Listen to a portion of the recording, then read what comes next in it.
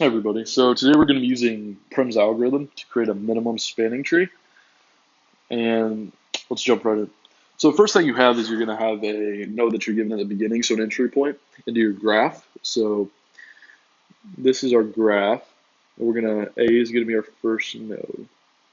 What you want to do is see what's connected to that. So we have a 4 and we have an 8, and the smallest one between those is going to be the 4. So you always look for the smallest one to connect it to. That's going to be a B. So now from there, we want to look at 8, 11, and also this 8 over here. So any subnodes of nodes that we've already visited, you need to check those every single time. So obviously between these, we have two 8s. I'm going to choose, you can go down here if you want to, but I'm actually going to go up here, and we're going to go from this 8 to C. And then from C, we're going to look at 7, our previous one, so 11 and 8. And then C is also connected to 2, it's connected to 4. So we're going to look at all those, and we're looking for the smallest one again. So that's going to be 2. We're going to go to I. And same as before, we want to look at what's connected to that. So everything that we've already looked at, 11, 8, a 7 up here, a 4 down here, a 7 and a 6 are new.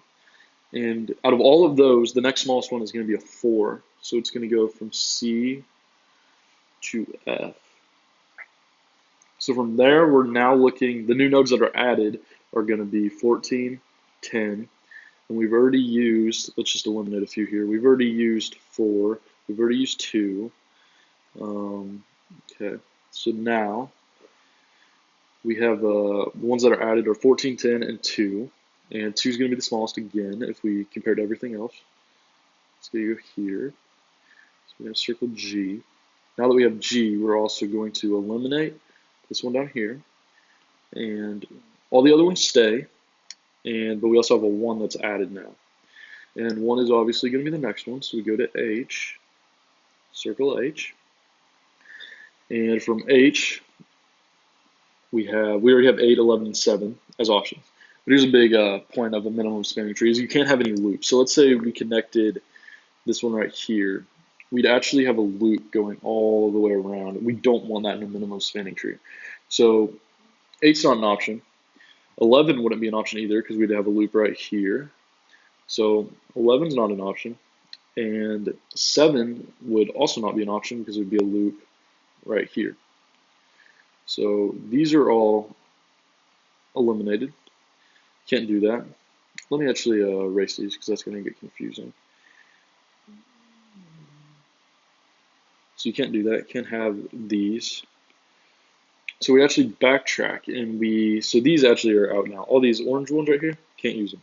This 1 has already been used, so we're going to eliminate it as well. And 6 would create a loop as well. If we connected 6, we'd create a loop right here. Can't use it.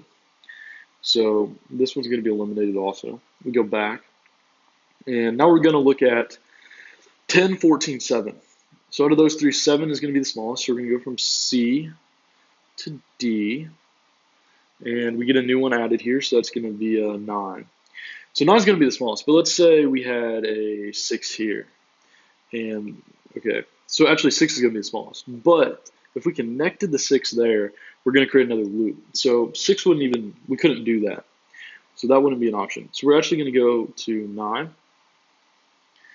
And then you get E. And 10 would create another loop. So we're actually done. This is our minimum spanning tree. So what I recommend when you're doing these is you need to make sure you don't have any loops in this entire thing. And also, you need to make sure, I like how I kept them all in orange, so just mark every single one and erase it when you're doing it. And every single subnode is the one that will have a number to it. So like, let me go back over here. We had 11, we had 7, we had 8. These are all subnodes of A, B, I, H is subnodes of all of those. So you're always looking at the subnodes of all the ones you've already visited. So it's not just the next one, it's all of them. And then you compare and then you go from there. So that's where people make mistakes. So I hope that was helpful. If you have any questions, leave them in the comments and good luck.